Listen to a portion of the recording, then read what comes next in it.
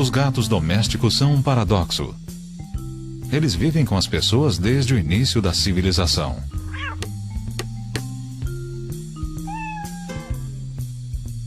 Mas tornaram-se domésticos sem perder a sua felinidade, a sua independência e sua capacidade de viver sem nós. Porém, é óbvio que eles gostam de gente e que muita gente gosta deles. Gatos e pessoas vivem em parceria.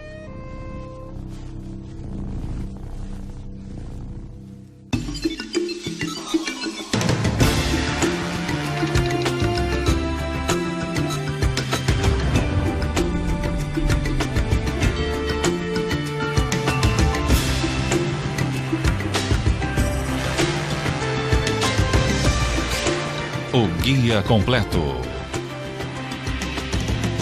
Gatos domésticos. E é uma parceria que pode começar na juventude.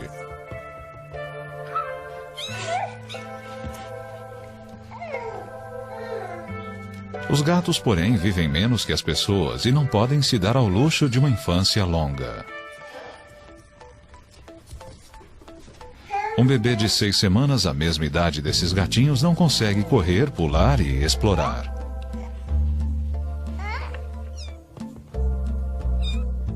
E aos 5 meses de idade, mesmo sendo ainda muito mais jovens do que esse bebê, os gatinhos já serão adultos.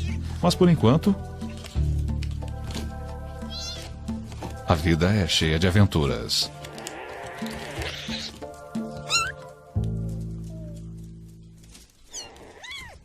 Com apenas 6 semanas, eles já estão desenvolvendo a ampla gama das habilidades felinas.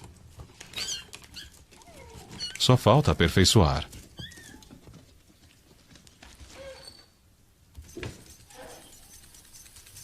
Os brinquedos mais simples podem ser educacionais, ensinando, por exemplo, a caçar.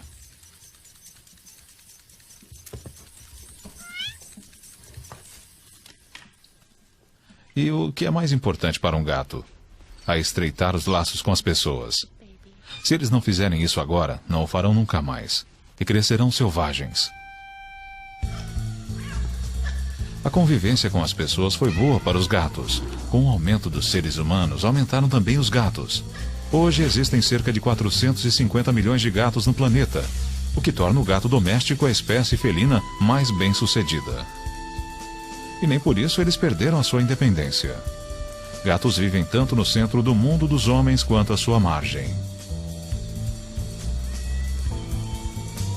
Um gato doméstico ainda tem todas as qualidades físicas herdadas de seus ancestrais selvagens: a elasticidade e a agilidade.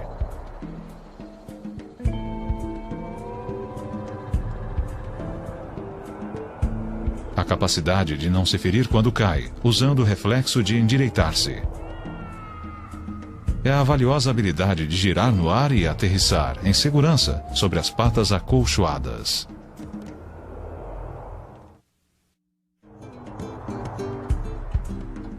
Os gatos domésticos, como os gatos selvagens, nunca fazem mais do que o necessário e passam até 18 horas por dia dormindo. Na natureza, a tendência dos gatos é caçar à noite. E os gatos domésticos conservaram os olhos de caçador, olhos que enxergam em luz 6 vezes mais fraca do que os seres humanos conseguem. Os séculos de domesticação não mudaram drasticamente o tamanho dos gatos. Nesse aspecto, quase todos são parecidos. Mas entre as raças, existem muitas outras distinções, frequentemente provocadas para satisfazer certos gostos, às vezes inexplicáveis, dos seres humanos. Mas os gatos, ao contrário de quase todos os outros animais domésticos, têm praticamente a mesma aparência e comportamento do meio selvagem. Seu relacionamento com as pessoas é uma parceria.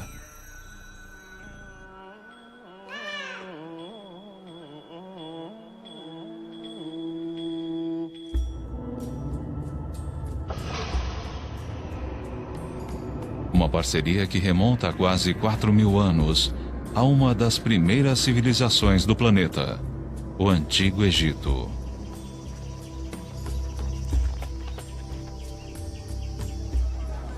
Nas casas e nas ruas do Egito, hoje existe um certo tipo de gato, esbelto e vigoroso, que é muito parecido com os primeiros gatos que se associaram ao homem. Esses poderiam ser gatos que os antigos egípcios criariam e, inclusive, adorariam. E aqui está a sua origem, o gato da Líbia. Um gato selvagem do norte da África. Um gato que se adaptou às mudanças. A civilização egípcia cresceu com a invenção da agricultura. As pessoas começaram a guardar grãos, o que atraiu os roedores. E os roedores atraíram os gatos selvagens. Os gatos selvagens foram bem-vindos como caçadores e comedores de carniça. Assim, uma solução de convívio se formou entre os gatos e os agricultores. Com o passar do tempo, os gatos acabaram vivendo com as pessoas dentro das casas. A domesticação foi um acordo feito entre iguais. E nós nunca controlamos os gatos. No entanto, parece que até hoje nós não entendemos muito bem isso. Karen Overall é especialista em comportamento animal na Universidade da Pensilvânia. Nós não entendemos os gatos, o que é interessante, porque eles vivem com as civilizações humanas há milhares de anos. E parte do problema é que nós não domesticamos, entre aspas, ou desenvolvemos o gato como animal doméstico, como fizemos com o cão. Nós deixamos que eles ficassem conosco porque eles eram ótimos caçadores. Eles liquidavam os roedores e, portanto, controlavam as doenças. A peste negra foi extremamente limitada em algumas áreas porque os gatos matavam os ratos que carregavam as pulgas portadoras da doença. E nós queríamos que os gatos ficassem conosco, mantendo esse tipo de relacionamento sem toque. Mas nós nunca realmente trabalhamos e domesticamos os gatos para comportamentos específicos. Você não vê um gato conduzindo o gado como um border collie. Você não vai ver um gato de cego. Eles são companheiros fantásticos, mas não creio que alguém queira realmente depender de um gato para esse tipo de coisa. Eles são extraordinariamente inteligentes e mantêm toda a sua felinidade. Eles são totalmente individualistas e não damos a eles o devido crédito por isso. Atualmente existem 37 variedades de felinos. E a primeira coisa que as pessoas reconhecem em qualquer uma delas é a felinidade característica. É o jeito de se mover. A tendência de viver e caçar sozinho. O fato de que, ao contrário de outros carnívoros como os cães e ursos, eles se alimentam exclusivamente de carne. E as pessoas reconhecem essa felinidade porque os gatos convivem com elas. E são muitas vezes tão familiares quanto as outras pessoas.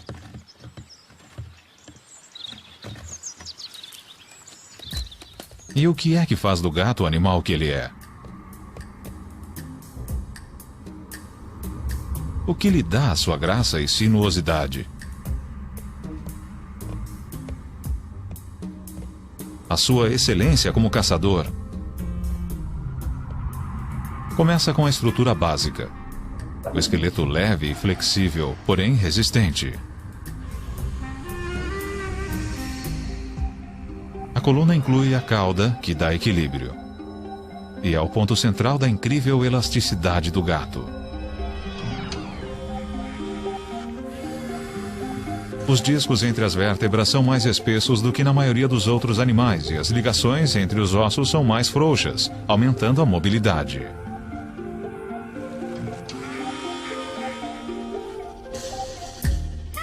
Como um bailarino fazendo ponta, o gato anda nos dedos das patas.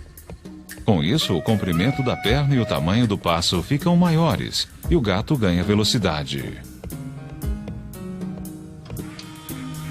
E é por isso também que, surpreendentemente, essa junta é o tornozelo do gato e o começo da pata. Os ossos da pata são muito longos.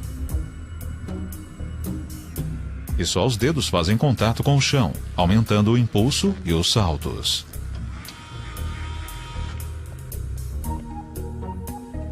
Parte do segredo da agilidade dos gatos está no desenho das suas espáduas. A clavícula fica livre e as omoplatas não estão ligadas ao esqueleto principal. Tudo se mantém unido através de ligamentos e músculos, permitindo que a espádua se mova livremente. E os músculos funcionam um pouco como molas. Eles são muito mais flexíveis do que os músculos da maioria dos mamíferos. Eles expandem e se contraem como elásticos, dando ao gato força para saltar várias vezes a sua altura. Um ser humano com músculos como os de um gato saltaria do chão ao topo de uma casa. Quando um gato salta, a força vem dos músculos das pernas traseiras. Cada músculo é feito de várias fibras musculares. Elas consomem muita energia para se contrair rapidamente, e quando afrouxam, são como catapultas. Bom para explosões de velocidade, mas cansativo demais para longos percursos. O gato é um velocista e não um corredor de maratona. O gato é também um equilibrista nato. E isso porque o seu peito é muito estreito e as suas pernas dianteiras muito próximas uma da outra. Esteja ele num galho de árvore ou em cima da cerca, ele anda como se estivesse no chão.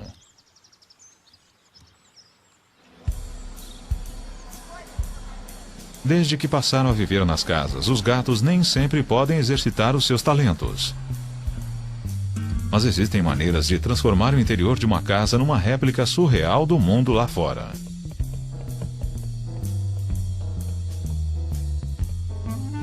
Este é o mundo que pertence a Molly, Little Jimmy, Bernard, Tom, Frank e mais 4 gatos. Como a maioria, você começa com 2 gatos. E naquela altura nós achamos que 2 era uma família perfeita. Mas uma coisa literalmente levou a outra e agora nós temos 9. E 9 gatos para nós parece normal. Nós constatamos logo no começo que quando saíamos todo dia para trabalhar, os gatos ficavam na casa. E percebemos que, se posse é 90% da propriedade, a casa na verdade era deles. Então resolvemos facilitar as coisas para os usuários, no caso os gatos.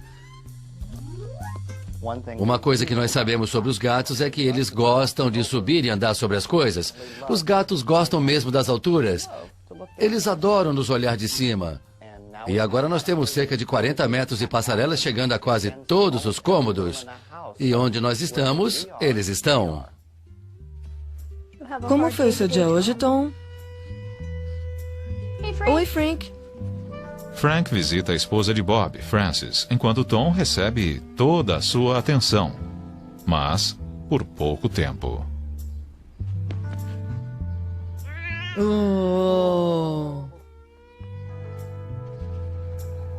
Nessa ancestral parceria entre pessoas e gatos, as pessoas extraem prazer na sua parte do acordo. E os gatos aproveitam um ambiente interno tão interessante e estimulante quanto o externo. Só que mais seguro. Nós fizemos uma passarela que fosse não só propícia e divertida para os gatos, mas divertida para nós também.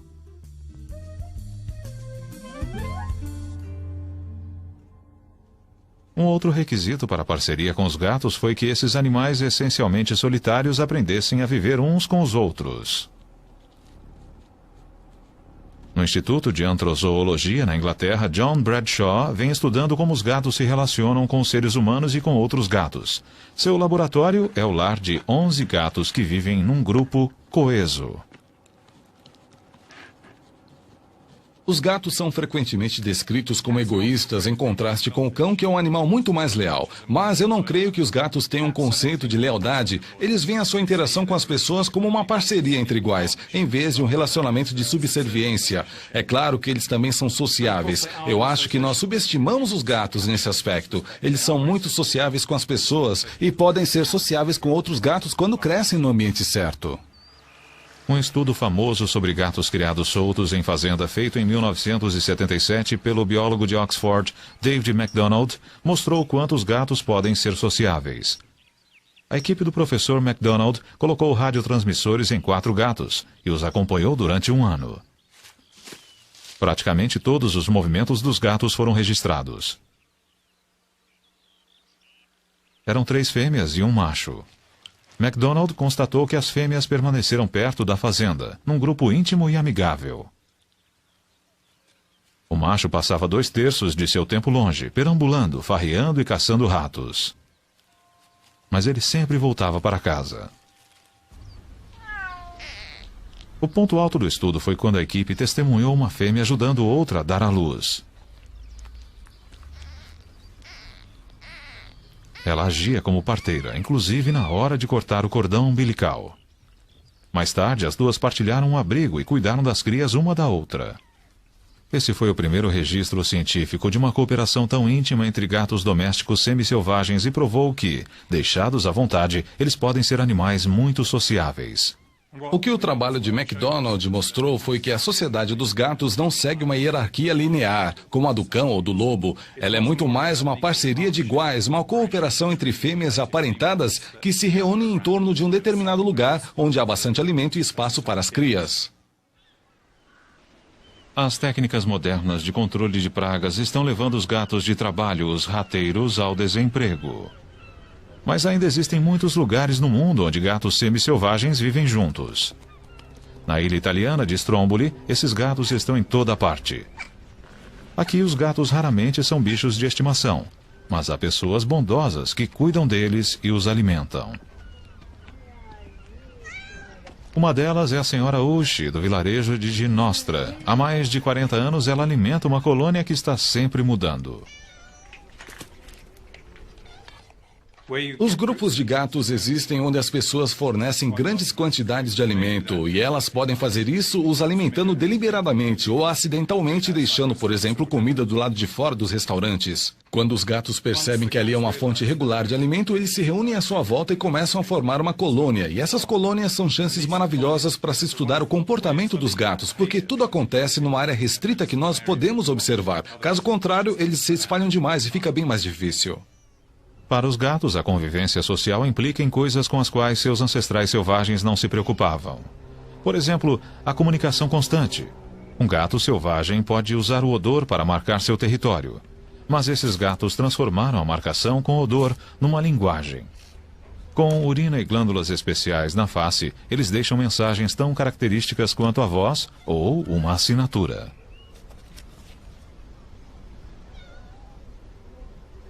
O olfato é altamente desenvolvido nos gatos. A membrana mucosa do focinho dos gatos, onde os cheiros são impressos, tem 2 vezes a área do seu correspondente humano. E logo abaixo há um segundo detetor de cheiros, o órgão de Jacobson. O gato aspira o ar pela boca e suas células especiais analisam as partículas. E o cheiro não é seu único meio de comunicação. Os gatos também se esfregam. Acreditamos que é um sinal muito importante na sociedade dos gatos e no relacionamento gato-ser humano. Os gatos tendem a se esfregar em outros gatos que são um pouco maiores ou mais ferozes. As fêmeas tendem a se esfregar no macho que elas queiram. Quando se esfregam em nós, eles estão reconhecendo que somos mais fortes. Não superiores, mas um pouco maiores. Eles mostram algum tipo de deferência para reconhecer que somos maiores, mas eles ainda querem ser amigáveis. E há o ronronar. O ronronar parece que é o convite a algum tipo de atração e também ao contato físico. Os gatos ronronam quando estão satisfeitos e querem a companhia de outro gato ou do dono, ou quando estão com muita dor. Por exemplo, um gato atropelado. Parece bizarro porque as pessoas associam ronronar com prazer, mas não se trata de prazer, e sim de querer atenção. Eles estão tentando conseguir ajuda naquela situação em particular. O gato ronrona vibrando as cordas vocais externas e parece que cada gato tem uma frequência específica. Uma das coisas que nós descobrimos observando os gatos nas fazendas e em outros lugares é que eles são bem quietos. A menos que haja uma briga ou alguma coisa acontecendo, os gatos não fazem muito barulho. Uma das coisas que eles menos fazem é miar. E nós achamos que isso acontece porque o gato aprende a miar. Ele aprende que o ser humano responde bem a vocalizações. Nós somos uma espécie conversadora, por assim dizer. E, portanto, um gato descobre que a melhor maneira de conseguir a atenção do dono é fazendo barulho. Feito isso, ele indica usando algum tipo de linguagem corporal o que é que ele quer, comer, sair ou o que for. Os gatos têm os mesmos sentidos que os seres humanos, mas eles funcionam de maneiras diferentes. Os sentidos de um gato evoluíram principalmente para ajudá-lo a caçar. Mesmo um gato de vida mansa, como o mango, tem todas aquelas percepções aguçadas de caçador. Por exemplo, os olhos na frente da cabeça. Quando o mango olha para alguma coisa, cada olho capta uma imagem ligeiramente descentralizada. O cérebro faz a centralização, gerando uma imagem tridimensional. E Mango então sabe qual é o tamanho do objeto e a que distância ele está. Proporcionalmente ao tamanho de sua cabeça, Mango tem olhos muito maiores do que os nossos. Eles recebem mais luz, e ele enxerga tão bem na semi-escuridão quanto em pleno dia. Os olhos de Mango são tão sensíveis que precisam de pupilas capazes de restringir a luz de uma maneira que as nossas pupilas redondas não conseguem. As pupilas dele se fecham quase que totalmente numa fenda. E quando a luz diminui, elas se abrem ocupando uma área de olho proporcionalmente muito maior do que as pupilas humanas. Mango não enxerga na escuridão total, mas ele vê com muito menos luz do que os seres humanos. Os gatos têm uma camada de células chamada tapetum lucidum no fundo do olho. A luz que passa pela retina sem ser absorvida é refletida de volta, dando aos receptores uma segunda chance de captá-la. Isso aumenta a eficiência dos olhos de Mango em 40%. E para aumentar ainda mais a eficiência, os gatos têm mais células fotossensíveis que funcionam melhor com menos luz. Com tudo isso, Mango consegue ver em luz 6 vezes mais fraca do que o seu companheiro humano consegue.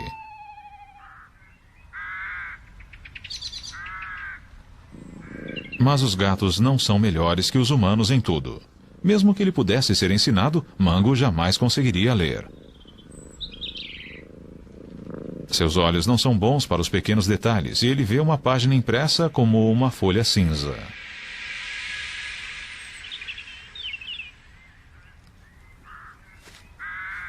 Um gato enxerga o mundo mais ou menos como alguém que perdeu os óculos. E o gato também não vê cores muito bem. Os gatos sacrificaram os detalhes e as cores para enxergar melhor à noite. O mundo de cores dos gatos é desbotado. Eles enxergam um pouco de amarelo, de verde e de azul. Mas algumas cores, como vermelho, eles veem como cinza ou preto. Outra ferramenta de caça importante é a audição. Mango consegue virar as orelhas, além da cabeça. Isso ajuda a localizar um som. Os ouvidos afunilados canalizam e amplificam os sons como um megafone. Os gatos ouvem sons que as pessoas não ouvem. Os sons mais agudos, como os guinchos de um rato.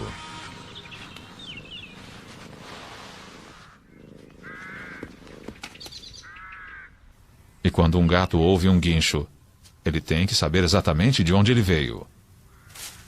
Conforme a intensidade relativa do som em cada ouvido, o gato automaticamente vira a cabeça na direção certa. Os gatos também são muito bons para detectar movimentos, mas quando se aproximam da presa, eles precisam usar o sentido do tato. Esse tipo de jogo dá a Mango a chance de exercitar a rotina de uma caçada. Ele usa até os bigodes para sentir a pena. 3 vezes mais grossos do que os outros pelos do gato, os fios do bigode, ou vibriças, descem a uma profundidade 3 vezes maior na pele e têm células sensíveis na base. Elas dão ao cérebro as mínimas informações sobre qualquer coisa que a vibriça toque. As patas da frente também são super sensíveis e servem para explorar coisas novas e testar alimentos. As almofadas das patas sentem a velocidade do que passa sobre elas. A informação vai das patas ao cérebro com velocidade de corrente elétrica. Um gato consegue aprender muito sobre alguma coisa simplesmente alisando ou tocando de leve. Os sentidos dos gatos foram aperfeiçoados para caçar, mas eles também são úteis no acasalamento. Quando uma fêmea está pronta para procriar, ela libera odores que são percebidos pelo órgão de Jacobson no nariz do macho.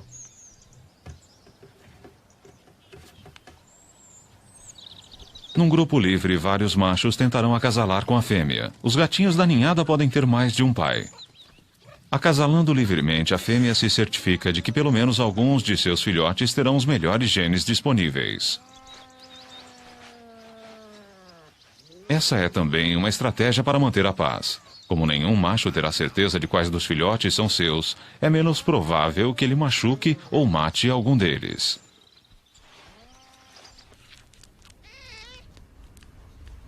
Os gatinhos nascem totalmente vulneráveis. Apesar de cobertos de pelos, eles não conseguem regular a própria temperatura. E também são cegos, surdos e incapazes de andar. Mas tudo isso é bom, porque significa que sob nenhuma circunstância eles vão se afastar da mãe e ficar expostos ao perigo. Os gatinhos seguem o cheiro e o calor das tetas da mãe. E mamam até 8 horas por dia.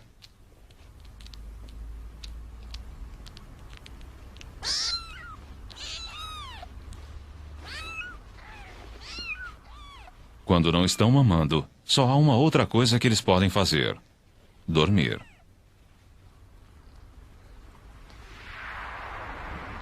A passagem do nascimento à maturidade pelos padrões humanos é muito rápida, mas para os gatinhos ela deve parecer lenta. Esse tem 10 dias de vida. Ele enxerga um pouco, mas a sua visão ainda está embaçada e vai continuar assim nas próximas 3 semanas. Nessa idade, não é fácil para o gatinho se locomover. Ele caminha devagar e abaixado para manter a estabilidade.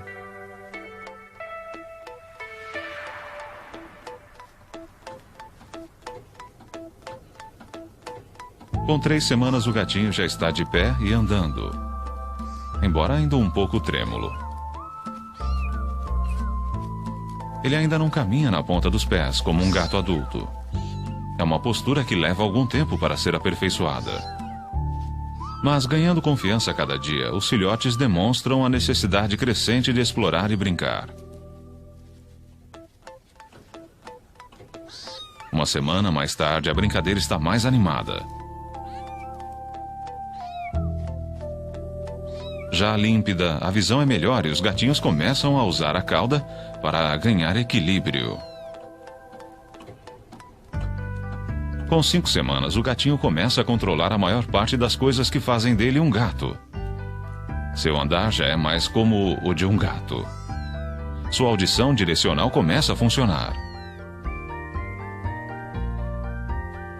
E a visão melhora a cada dia.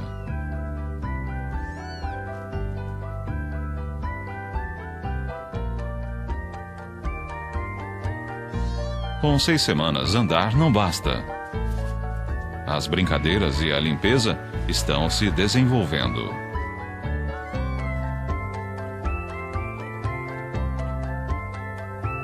Com 8 semanas de idade, apenas 2 meses depois de nascer, esse é um gato jovem, porém completo. Daqui para frente, ele só vai crescer e se aperfeiçoar.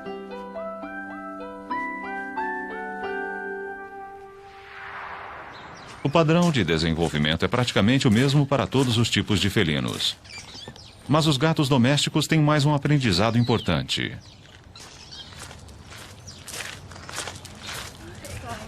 Como conviver com as pessoas. Olá, querida. Essas pessoas em Bristol, na Inglaterra, são voluntários que acariciam gatos perdidos e abandonados. Ah, boa menina. Tudo bem, meu bem. Ah, nenê. Ah, olha só que gatinhos lindos você tem. Ao contrário do que as pessoas imaginam, os gatinhos não nascem com a capacidade de interagir conosco, eles têm que aprender. É um aprendizado que começa quando seus olhos se abrem e termina por volta de 7 ou 8 semanas de idade. O gato que recebe muita atenção e que é manuseado bastante nessa idade tende a crescer ligado às pessoas. Ele vai gostar de pular no colo e ser acariciado. Um gato que é pouco manuseado vai ser mais arredio, do tipo que tolera a presença humana, mas não a procura.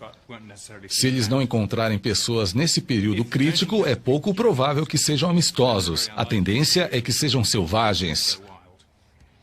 Gatinhos de rua que não são acariciados nunca terão essa vida. A voluntária Dawn England.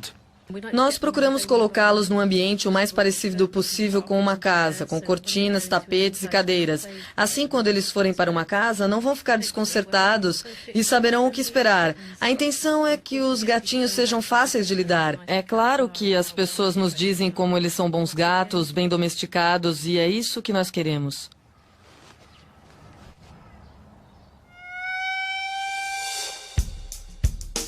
Tecnicamente, os gatos domésticos e os selvagens são da mesma espécie. As duas principais diferenças são as habilidades sociais do gato doméstico, com as pessoas e com outros gatos, e a sua cor.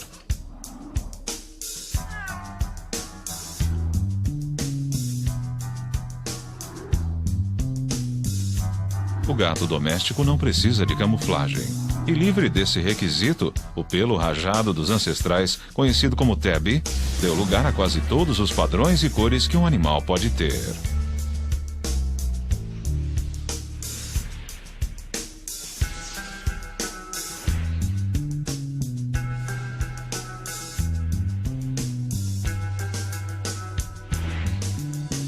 O preto foi a primeira cor nova. Há cerca de 2.500 anos, os fenícios conseguiram contrabandear gatos do Egito e usar como rateiros nos navios. E muitos desses gatos eram pretos.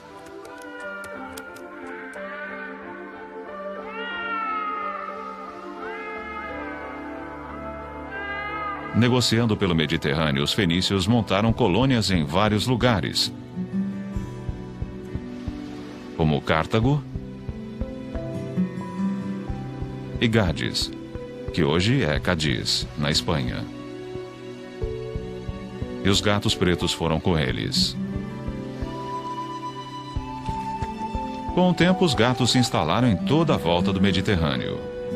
Os ancestrais dos gatos pretos que hoje perambulam por Veneza provavelmente vieram de navios fenícios. Cerca de 1000 anos depois dos fenícios, os vikings tornaram-se a grande potência marítima. Seus navios também tinham gatos, mas eles preferiam red tabbies, de listras avermelhadas. Essa é uma cor que parece ter surgido na antiga Turquia. Com os navegantes vikings, os red tabbies subiram e desceram os rios da Europa e chegaram até a sua Escandinávia natal.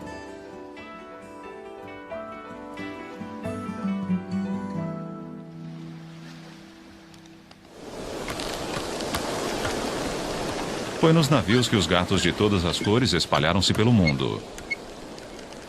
Todos os lugares do planeta habitados por seres humanos são também habitados pelos gatos.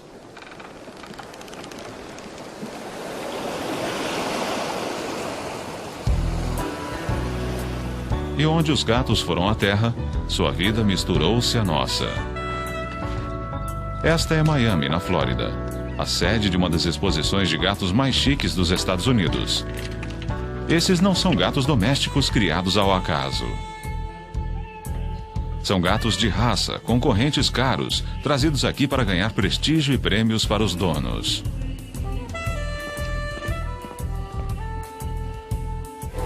As exposições de gatos existem há pouco mais de 100 anos, e muitas das raças modernas nasceram das exposições. Muitos tipos de gatos são variações de tipos que se desenvolveram naturalmente em certas regiões. Um gato de Chartreuse, ligado aos cruzados e aos monges cartuchos da França.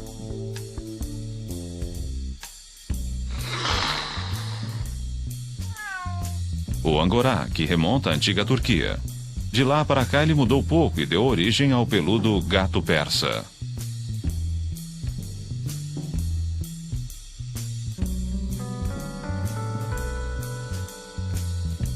Outro peludo é o Maine Coon, um gato que se desenvolveu naturalmente no frio da Nova Inglaterra.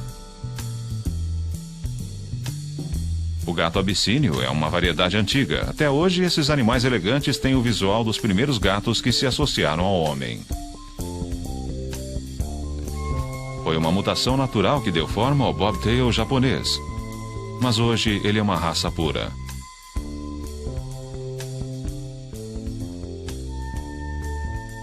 O Ossecat machetado parece um gato selvagem, mas ele foi criado para ter essa aparência. O Crow americano, com suas orelhas estranhas, descende de uma mutação descoberta em 1981. O Cornish Rex, com seu pelo encaracolado, também é recente. Ele remonta a uma mutação numa ninhada de gatos de fazenda há 50 anos. O siamês.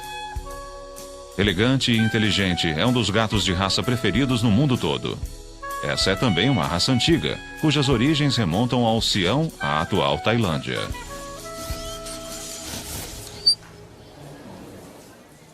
Um dos gatos mais divertidos que eu tive o prazer de tratar neste fim de semana foi esta Tabby Marrom.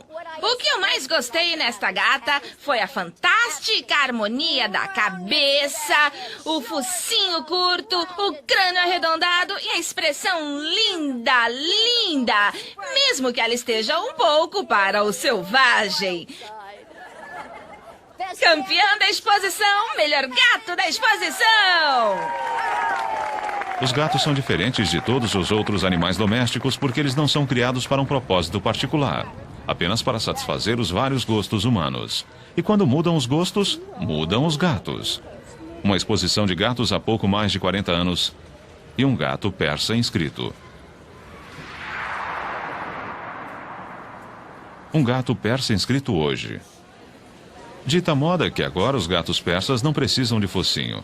E no processo de achatar o focinho, os criadores acabaram obtendo um animal com dutos lacrimais distorcidos e olhos que choram sem parar. O siamês atual, uma tentativa de recriar o que os ocidentais consideram um visual oriental. Um animal magro e frágil, com problemas de saúde e reprodução. Há 40 anos, um concorrente siamês era mais parrudo do que os de hoje, mas ainda era mais elegante e exótico do que os gatos comuns. Outras variações modernas do siamês. A face não é mais redonda, é triangular. E eis o triunfo da arte dos criadores. O Sphinx, um gato sem pelos. Mas esses são os aristocratas no mundo dos gatos. Longe da aristocracia felina de Miami existem gatos assim. Gatos de rua.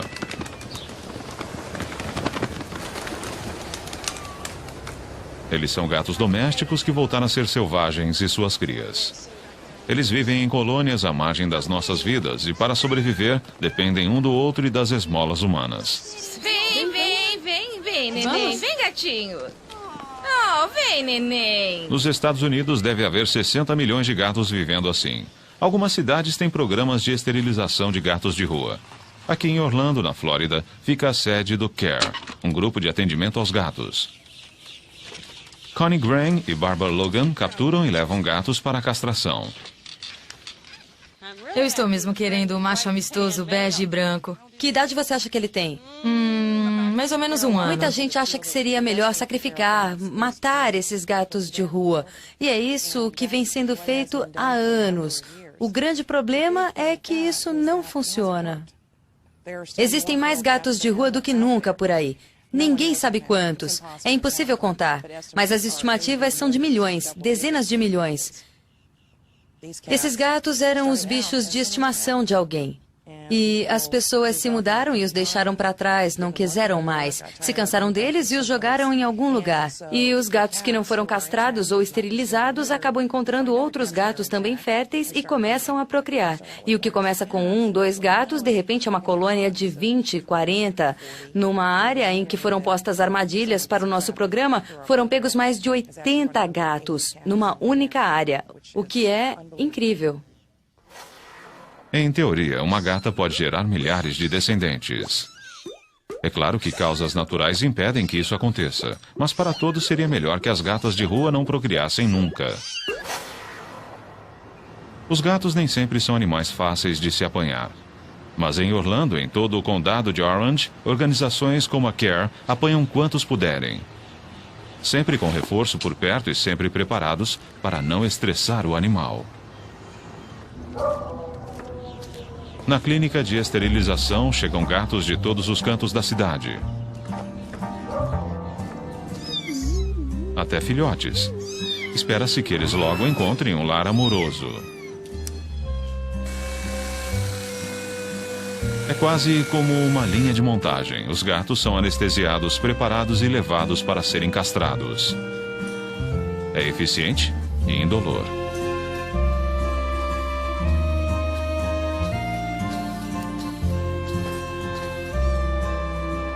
Muitos são soltos no mesmo dia, mas outros ficam em observação até o dia seguinte, para se ter certeza de que estão bem e de que a anestesia perdeu o efeito.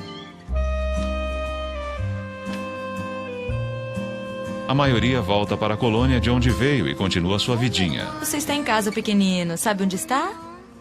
Voluntários fazem visitas periódicas e levam comida.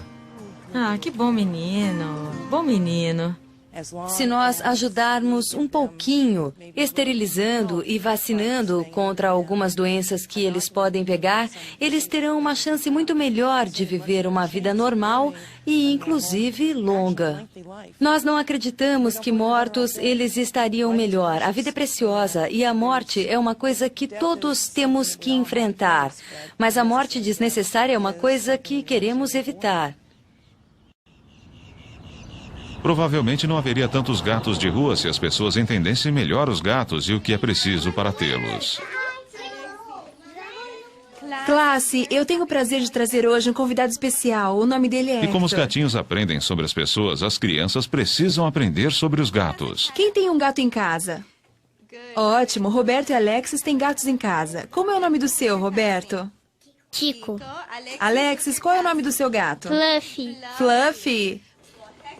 Bom, o Hector vai entrar com 3 gatos especiais. E nós vamos acariciá-los, vamos aprender seus nomes e chamá-los. E vamos aprender coisas especiais sobre eles.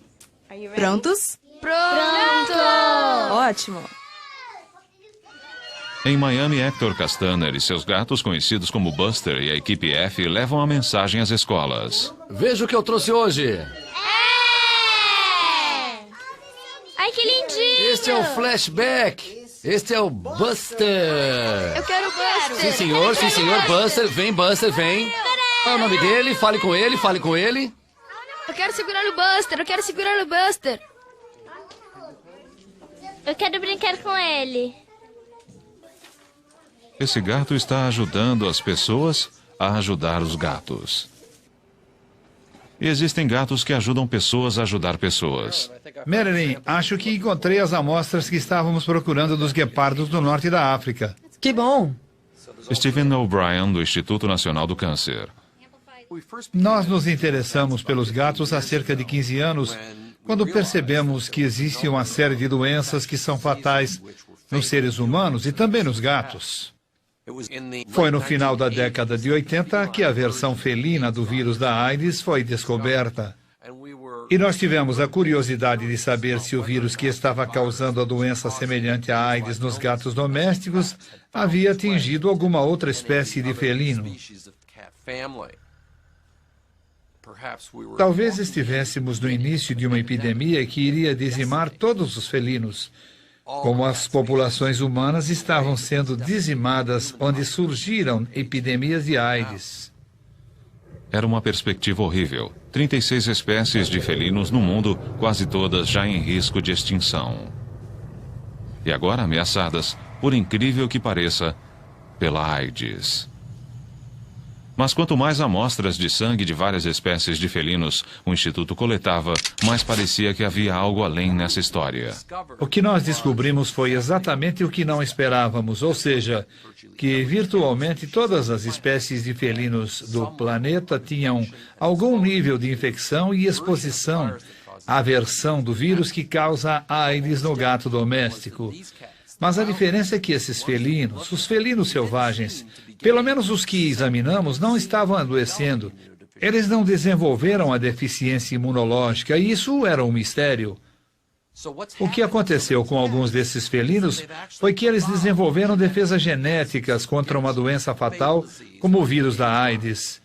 E entender isso nesses felinos pode nos levar a descobrir um tipo semelhante de mecanismo genético natural nos seres humanos. Como companheiros, gatos e seres humanos têm uma história de talvez 4.000 anos. Mas nessa ligação há muito mais do que companheirismo. Ambos são mamíferos e ambos têm uma herança genética comum. Será que os gatos vão ajudar a revelar uma cura genética para a AIDS humana? Em 1996, nós tivemos a sorte de descobrir o primeiro gene que realmente causava uma resistência genética à infecção pelo HIV.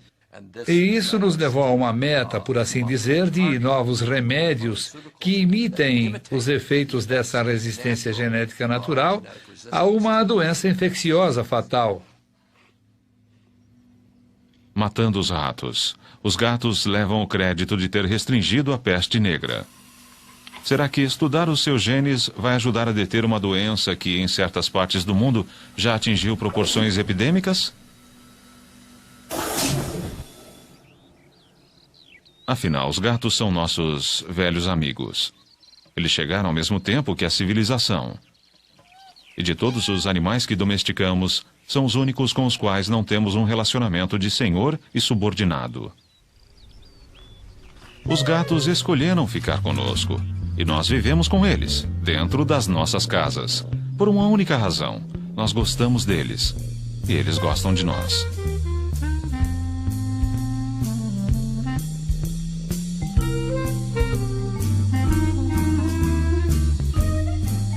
Versão brasileira, VPN Santos.